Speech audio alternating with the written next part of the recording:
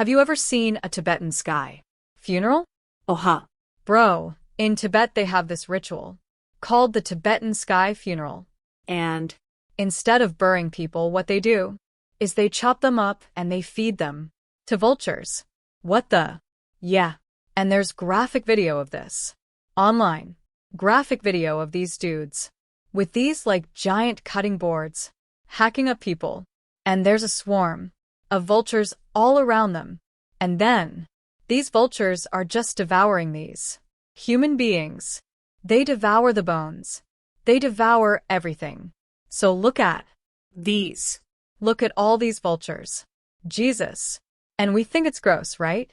But isn't it grosser that you waste the body? In a closed-door experiment at MIT's Media Lab, researchers combined ancient Tibetan chants, cutting-edge VR, and biometric monitoring to simulate the moment of death, based entirely on the 700-year-old Tibetan Book of the Dead. What happened next caught even seasoned neuroscientists off guard. Test subjects reported experiences so profound that some participants refused to leave the lab, begging researchers to let them return to what they described as the most real reality I've ever experienced. But before I reveal exactly what they saw in this simulated afterlife, let me show you why this ancient text has fascinated scientists for centuries. MIT's speculative project wasn't officially published, but it was built on real studies from their neuroscience department. Participants in this groundbreaking experiment entered what researchers informally called a death simulator, a controlled environment where they were immersed in a complete sensory experience. Each volunteer was fitted with a high-resolution VR headset programmed to display the sacred Tibetan bardo visions, the peaceful and wrathful deities described in ancient texts. Through specialized headphones, they listened to authentic audio recitations from the bardo thirtle, carefully recorded in both the original Tibetan language and English translations for maximum effect.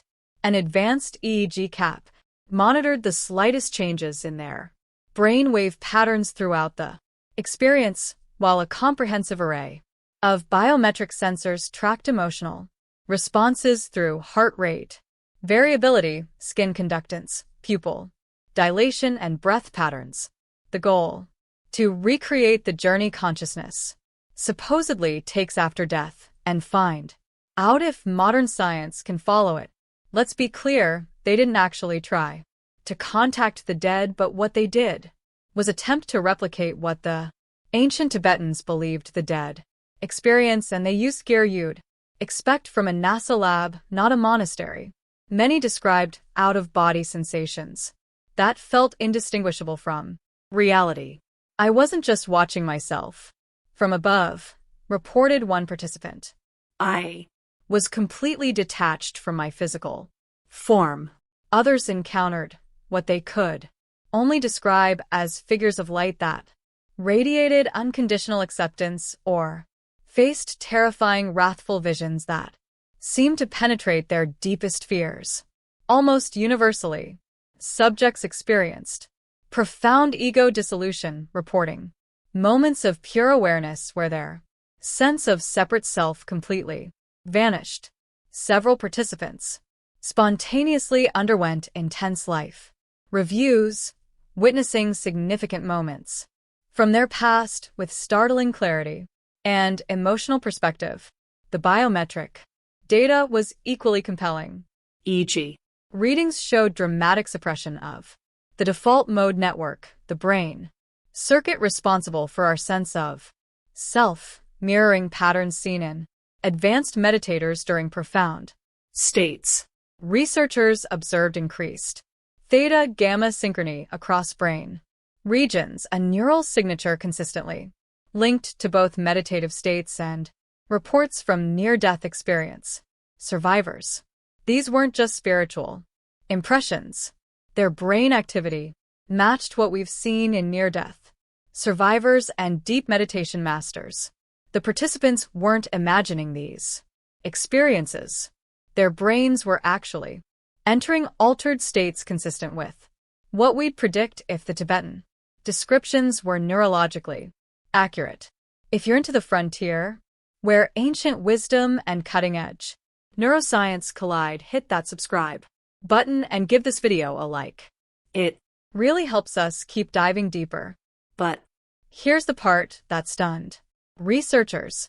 One participant's brain showed a pattern identical to someone under ketamine anesthesia while they were fully awake. Their consciousness had apparently shifted into a state that normally requires powerful dissociative drugs. yet they achieved it through nothing more than the guided Tibetan ritual and immersive technology.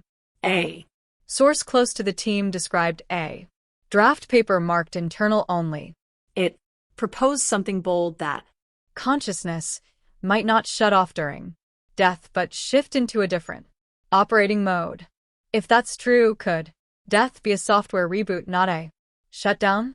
And before you say, this sounds like sci-fi, remember? Scientists already use EEG to detect brain death. What if they've just been looking at the wrong signals? for Decades, we've defined death by the absence of certain brain patterns. but These experiments suggest there might be entirely different neural signatures that activate during the dying process, patterns we've simply never thought to look for until now. What makes this experiment truly groundbreaking isn't just the subjective reports. It's the way researchers mapped specific brain activity to each stage of the Tibetan death process. For the first time, we're seeing what might be called brain prints of the afterlife journey. During the Chikai Bardo, the initial moment of death in Tibetan tradition, participants consistently showed powerful theta wave bursts across their brains while the default mode network completely collapsed.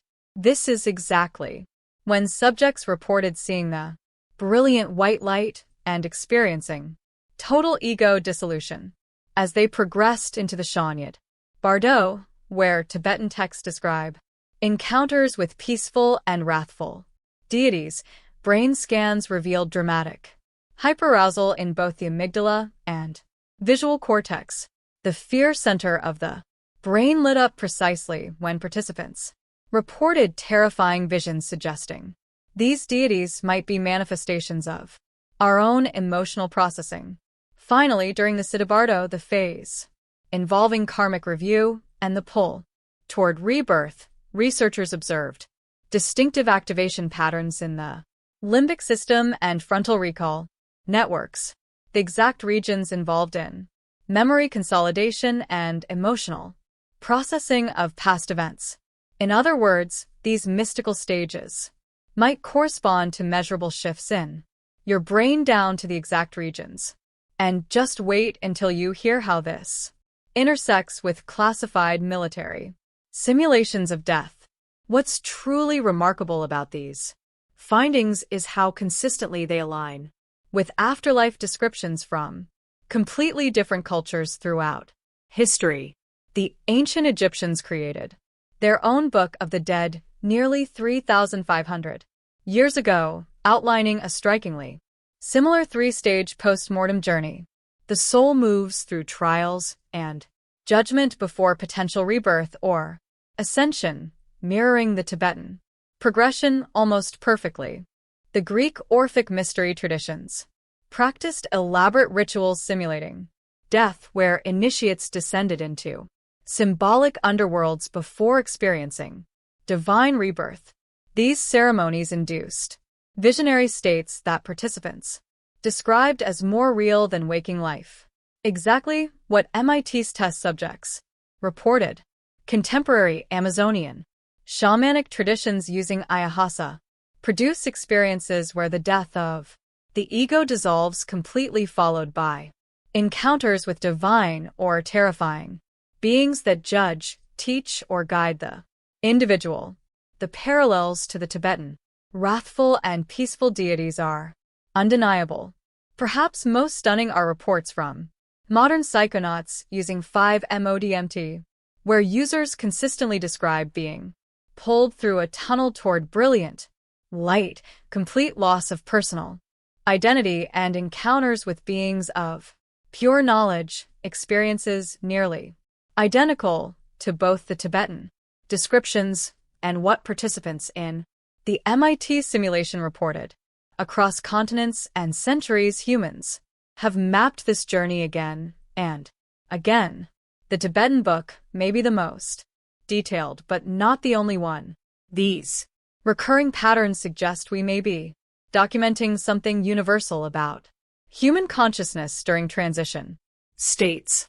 What started as a simple VR experiment has evolved into something MIT researchers informally call the afterlife engine, a comprehensive, multi-stage system designed to replicate the Tibetan death journey with unprecedented precision. The process begins with controlled sleep deprivation or short-term fasting to naturally increase the brain's liminality, the threshold state where consciousness becomes more permeable to non-ordinary experiences. This creates the perfect neurological foundation for what follows. Next, participants experience an AI customized VR journey that incorporates elements from their own memories and psychological profile. Unlike generic simulations, this system actually adapts the Bardo visions to resonate with the individual's specific life experiences and emotional patterns. Throughout the experience, precisely calibrated recordings of Tibetan chanting adapted from the original Bardo Todd text play through specialized audio equipment. These mantras follow the exact cadence and tonal qualities that Tibetan monks have refined over centuries of practice. Most remarkably, the system incorporates a sophisticated EEG feedback loop that monitors brain wave patterns and adjusts the visual experience in real time. When the participant enters specific states of consciousness, the system responds accordingly, deepening or shifting the simulation to maintain the optimal neurological engagement. The experience concludes with a guided integration therapy session led by specialists trained in both Buddhist psychology and Western therapeutic techniques, helping participants process and make meaning from their journey. Imagine this, a machine that knows when your mind is panicking and shows you compassion or shows you wrath if that's what you need to confront. This technology doesn't just simulate death. It creates a personalized journey through your own consciousness, responding to your deepest fears and aspirations in real time. Not everyone is celebrating these technological advances. The research has sparked intense debate among religious leaders, ethicists, and neuroscientists alike. Several prominent Tibetan lamas have voiced strong concerns, arguing that these sacred rituals can't be properly simulated through technology alone. They require years of genuine spiritual training and authentic lineage transmission to be effective. What they're creating is merely a psychedelic light show, her explained one Tibetan Buddhist teacher who wished to remain anonymous. The Bardo Theodol isn't entertainment. It's a precise spiritual technology developed over centuries of direct experiential knowledge. Buddhist ethicists have raised alarms about the potential trivialization of sacred rites. They question whether turning profound spiritual practices into technological experiences might ultimately diminish their power and meaning, reducing ancient wisdom to mere entertainment. Meanwhile, medical ethicists worry about the psychological impact. Inducing death-like experiences, even simulated ones, could be profoundly destabilizing for some individuals. Notes. 1. Bioethicist consulted about the research. We simply don't know the long-term effects of repeatedly dying in virtual reality, yet others see tremendous potential benefits. Palliative care specialists have expressed interest in adapting versions of this technology to help hospice patients face death with greater courage and equanimity. Early anecdotal reports suggest participants often emerge with significantly reduced fear of death and increased appreciation for life. So, is this spiritual compassion or digital colonization of the afterlife? And what happens when military and intelligence agencies inevitably become interested in this technology? Perhaps the most controversial aspect of this research involves what some technologists are calling the AI afterlife theory. Several MIT-affiliated projects are already exploring sophisticated legacy models, artificial intelligence systems trained on a person's complete memory corpus, digital footprint, and psychological profile. These systems go far beyond simple chat Bots. by analyzing decades of emails, texts, photos, videos, social media posts, and even biometric data. These AIs can construct remarkably accurate simulations of an individual's personality, values, and thought patterns. Some researchers have suggested combining these legacy models with the Bardo VR experience to create something truly unprecedented, a personalized simulation of karmic judgment or life review. In this scenario, participants would interact with AI versions of themselves, confronting digital doppelgangers that embody their deepest regrets, unfulfilled aspirations, or ethical failures. Others might encounter simulated ancestors or spiritual guides, algorithmically generated but emotionally resonant. The technology exists today to create a convincing simulation of someone's consciousness, explains one AI researcher familiar with the project. The question isn't whether we can do it, but whether we should. Early experiments have yielded unsettling results. When confronted with AI simulations of their own personality flaws, participants often report profound emotional catharsis, as if finally seeing themselves clearly for the first time. These encounters frequently trigger the same neurological signatures observed during spontaneous mystical experiences or profound therapy breakthroughs. What if your next reincarnation is an algorithm trained on your regrets? We're entering an era where technology isn't just simulating death, it's reimagining what comes after. The Bardo Theodol, commonly known in the West as the Tibetan Book of the Dead, is a 14th century Vajrayana Buddhistary text attributed to the sage Padmasambhava, but codified centuries later.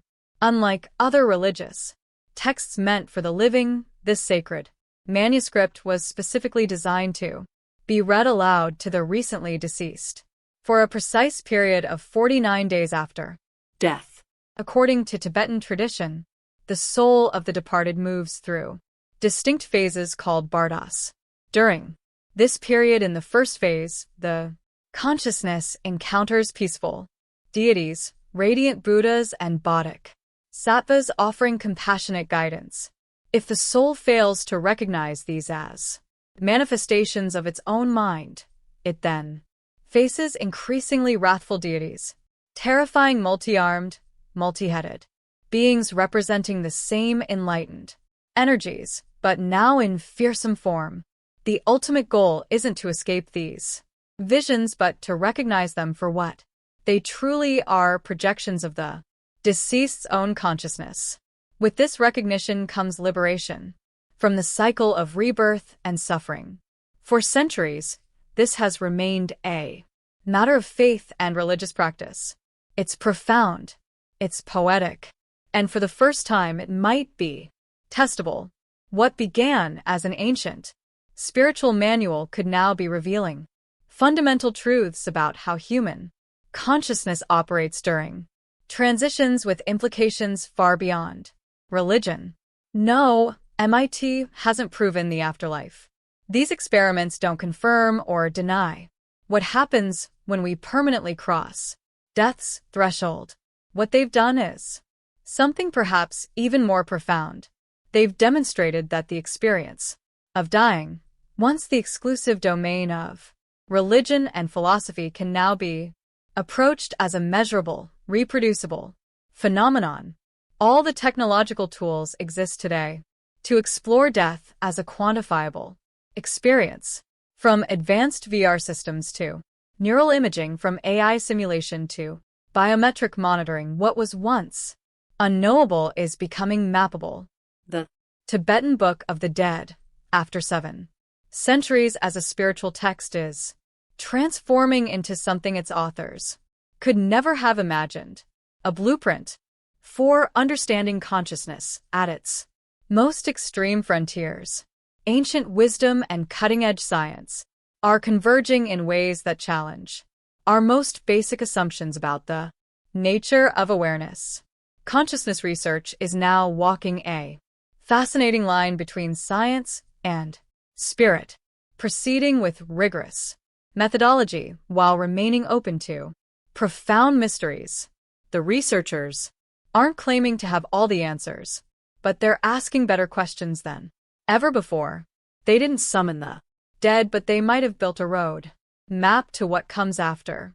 If you want more investigations like this, hit subscribe and share this with someone who's not afraid to ask big questions. The frontier between ancient wisdom and modern science is just beginning to open up, and we're exploring it together.